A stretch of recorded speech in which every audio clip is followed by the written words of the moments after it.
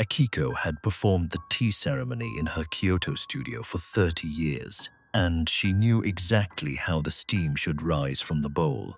Yet when her fifth guest finally set their bowl down, she saw a sixth shadow on the wall, one that wasn't cast by anyone in the room. It wasn't just the shadow that chilled her.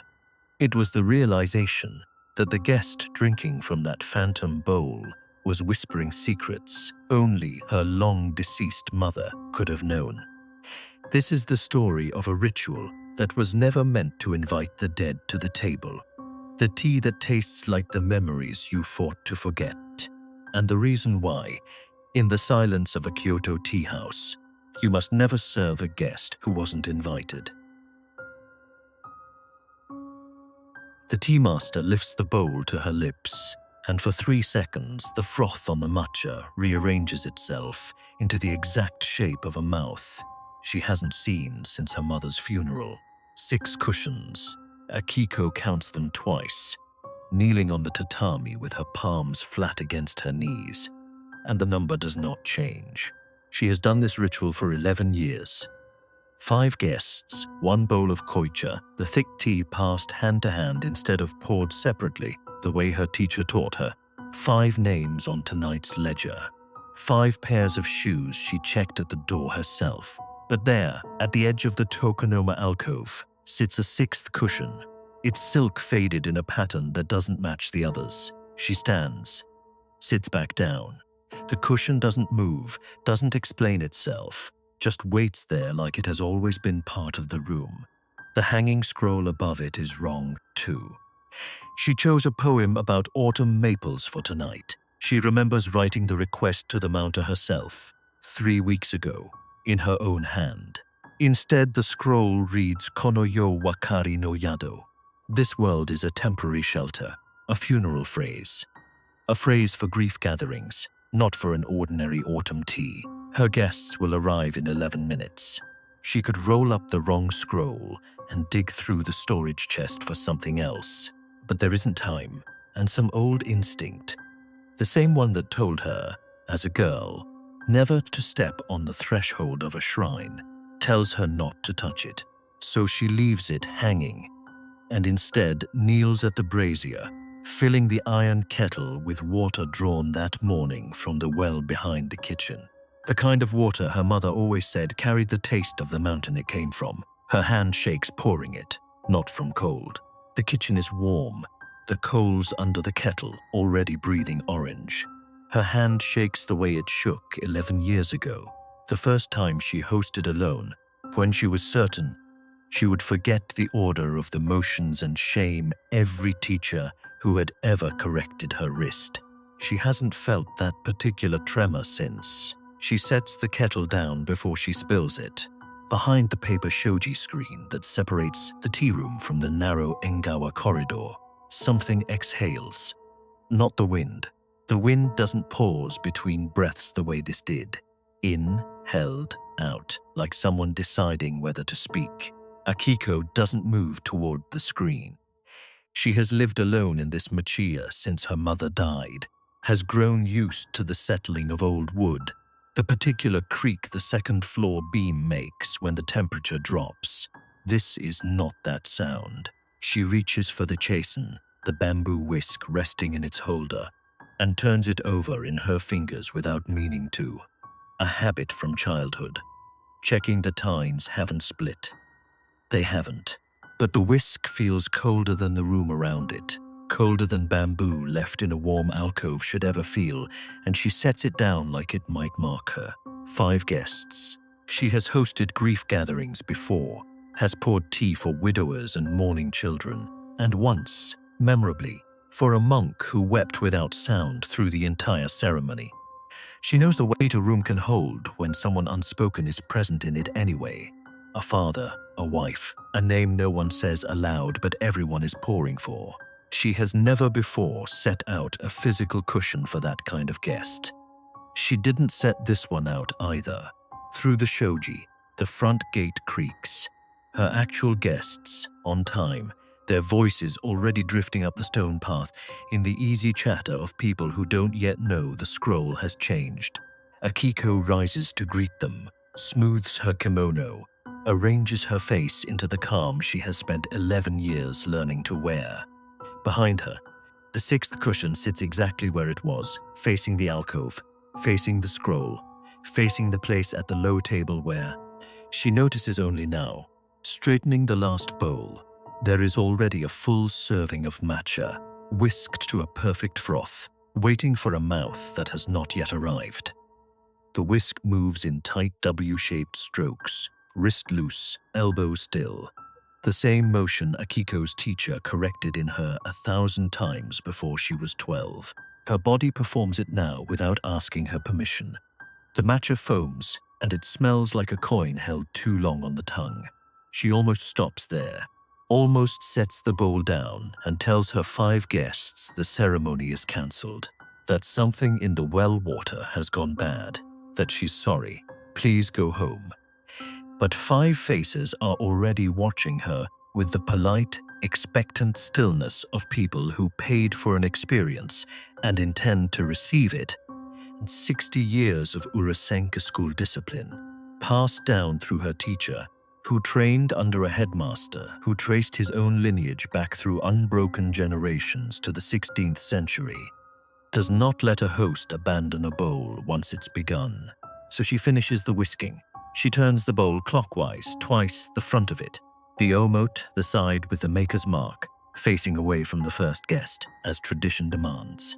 She passes it to the salaryman on her left, a man named Furukawa, who arrived 20 minutes ago, talking cheerfully about traffic on the Karasuma line. He drinks. His throat moves once, swallowing, and then does not move again. His eyes go glassy the way a fish's eyes go glassy on ice. Open, wet, seeing nothing in the room. When he speaks, it isn't his voice. It's flatter, older, worn smooth, like a stone handled for decades. I took the money in 1987, he says. 600,000 yen from the Nishimura account, and I told her it went to renovations. Akiko's hands go cold around the kettle. Only one person ever knew about the Nishimura account, her husband, dead 9 years. Furukawa blinks, and it's gone. He hands the bowl on, laughing lightly at nothing, asking if the tea always tastes this strong. The widow drinks next, an elegant woman in grey who introduced herself only as Reiko-san. Her fingers, wrapped around the bowl, are Akiko's mother's fingers for exactly 4 seconds. Same knuckle, same faint tremor. Then Reiko's mouth opens and out comes an apology in the cadence of a woman who spent her final months in a hospital bed on Higashiyama's slope. An apology for words never said before. A machine stopped its rhythm on a Tuesday in March. Akiko knows this apology. She has waited 11 years to hear it. She never thought it would arrive in a stranger's mouth. She doesn't cry. She kneels very still and watches the bowl move on. And something in her chest that has been clenched since her mother's funeral loosens by exactly 1 degree, which somehow hurts more than the clenching did. 3 more guests drink. 3 more sentences arrive that don't belong to the mouths that carry them. Small, precise, aimed at her like arrows fired from somewhere behind the paper screen. Between each one, Akiko glances at the 6th cushion in the alcove, and each time it has turned a little further. First it faced the scroll, now it faces her directly, as if someone invisible has been slowly adjusting their seat to watch her better. Someone is using this room to say what the dead couldn't. The bowl comes back to her last, as host, exactly the amount of tea remaining calculated for 1 final swallow, the way koicha is always measured, so the bowl empties precisely at the final guest. She lifts it to her mouth. It's already empty. Not sipped empty, with froth clinging to the sides. Dry empty, the way a bowl looks after it's been washed and left in the sun for a week. She turns it over in her hands, searching for froth, for a single wet trace, and finds only the maker's mark on the base, cool under her thumb, and the 6th cushion behind her, closer now than it was a moment ago.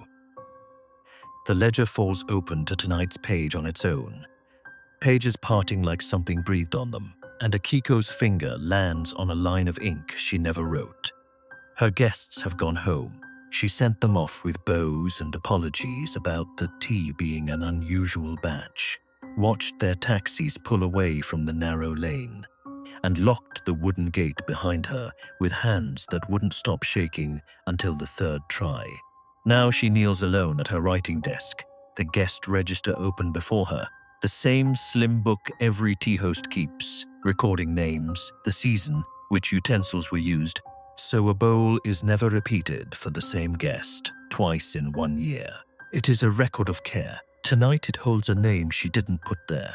Hara Setsuko, deceased, tea name, Sorin, her mother's maiden name, her mother's tea name, the one given to her 30 years ago by her own teacher, the one Akiko hasn't spoken aloud since the funeral, because saying it felt like waking something that had finally gone quiet. The ink is black and slightly raised, pressed hard into the paper the way her mother used to press when she was angry, and it matches no pen in this house. Akiko owns 4 pens. She has checked. She sits with that for a long moment, the kind of stillness that isn't calm at all, just the body deciding not to move until it understands what it's looking at. Then she remembers the door. Every proper chashitsu has one entrance built for guests, the nijiriguchi, a crawling-in door, barely 60 centimeters high. Sen no Rikyu is credited with the design in the 16th century, modeled after the low hatch of a fishing boat. A door built so that everyone, samurai included, has to set down their sword, bend their back, and lower their head to enter. Inside the tea room, rank dissolves. A daimyo and a farmer kneel at the same height. It is one of the only architectural details in Japan built specifically to erase the difference between people, and Akiko's teacher told her once that a guest who refuses to bow at that door has no business drinking anyone's tea. Akiko goes to it now, sliding the paper screen aside with a sound like a held breath finally let go. And there, just inside the threshold, not outside where it has sat undisturbed for 40 years, tucked behind a loose floorboard she checks maybe twice a decade out of habit more than need, lies her mother's hairpin. Silver, shaped like a miniature sword, the kind worn by a certain generation of women as both ornament and small defiance. Her mother wore it on the day of her own wedding tea ceremony. She never once brought it inside this room.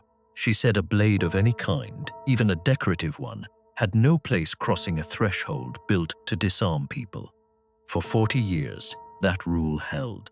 Akiko checked it herself the week after the funeral, needing something of her mother's to be exactly where it should be. Tonight the hairpin sits on the inner side of the nijiriguchi, angled toward the alcove, toward the 6th cushion, toward the low table, where a bowl went dry in Akiko's hands 3 hours ago.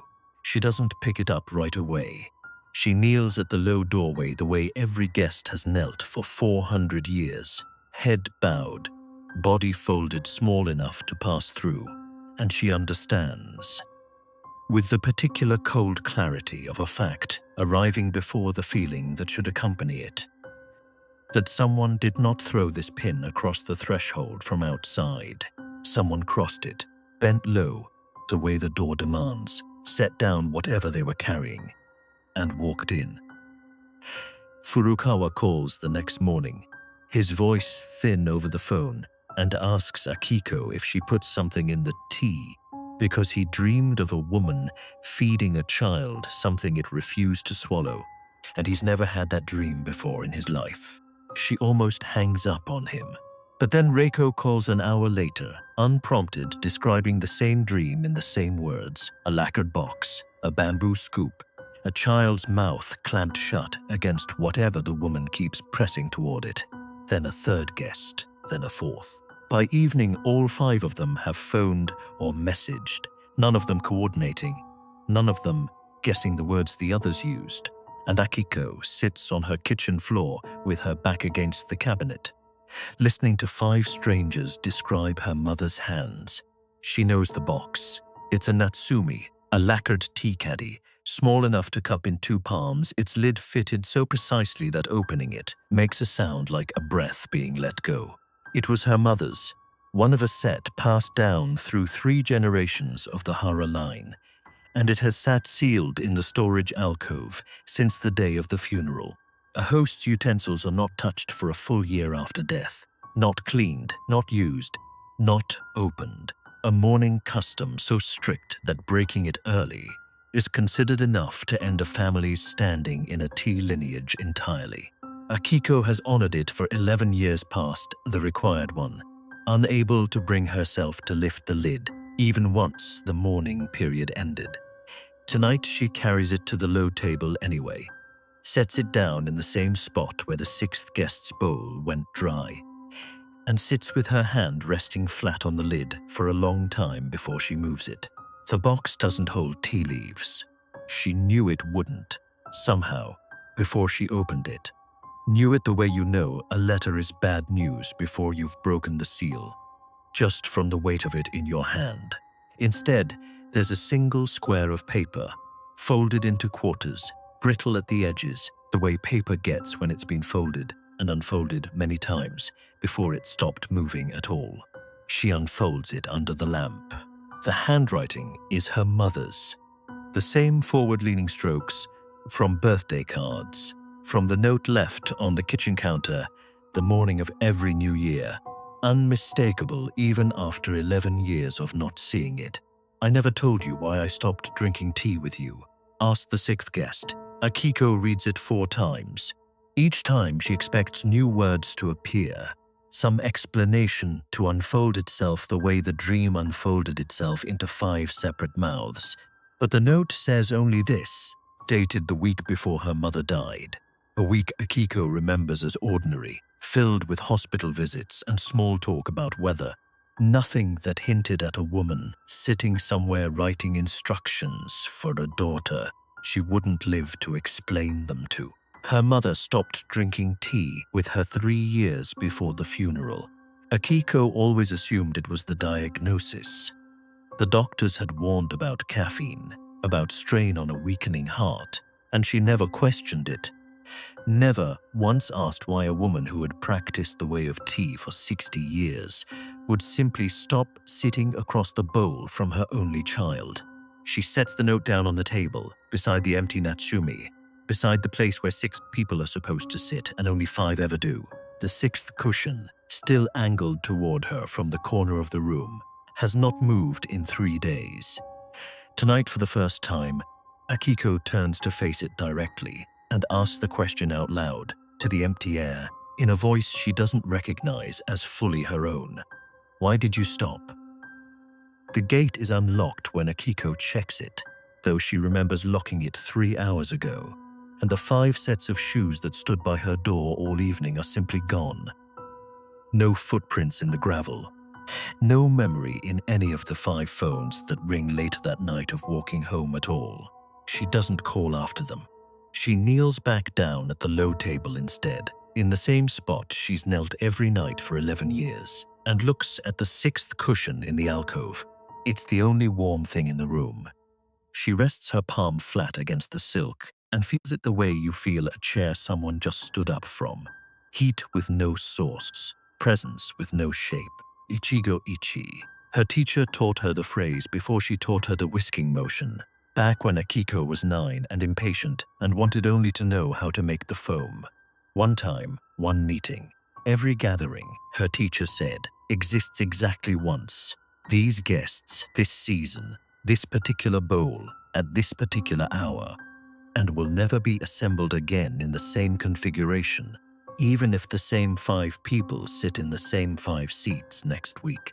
The phrase comes from the tea master Ai Naosuke, who wrote in the 19th century that a host should treat each meeting as though it could never be repeated, because in the truest sense, it never can be. Akiko understood the phrase as a child. She only understands it tonight. Her mother knew it best of all, had lived by it for 60 years, had taught it to 3 generations of students in this very room, and had broken it exactly once. Not through carelessness, through refusal. A woman who spends 60 years honoring the idea that a moment cannot be recreated does not accidentally return to a ceremony she was never invited to attend. She comes back because something was left unfinished, because an apology sat in her chest for 3 years of avoided tea and unstated reasons, because dying doesn't erase a debt like that. It just changes what currency you have left to pay it. Akiko finally understands why her mother stopped drinking tea with her. Not illness, not the doctor's warnings about her heart. Her mother stopped because she couldn't sit across the bowl from her daughter and keep pretending the koicha didn't taste. Every time, like every regret she'd never said out loud. The bribe she knew about and never mentioned. The years of silence mistaken for peace. The apology that kept dissolving in her throat before it reached her tongue. She stopped hosting the ceremony because the ceremony had become the one place she couldn't lie. The bowl in front of Akiko is empty. It has been empty since the night the 6th guest first sat here, dry as old bone, and she has not tried to drink from it since. Tonight she lifts it anyway. She tilts it to her lips the way she has 10,000 times before, feels nothing touch her tongue. No bitterness, no mineral coin taste, nothing at all. And somehow that emptiness is exactly full enough. She sets the bowl down, turns it so the maker's mark faces the alcove instead of herself, the way you turn a bowl toward an honored guest. Then she says the word her mother crossed 60 years of tea ceremonies and 1 death to hear spoken back to her. "O Carrie, welcome home." The cushion, for the first time in 3 days, goes cold under her palm. Not empty cold, but the particular cold of a room after someone has finally, gently, closed the door behind them. If this story stayed with you, I think it was meant to. New stories from across Asia, every week, right here. I'm Haunted East. Subscribe if you want to keep listening.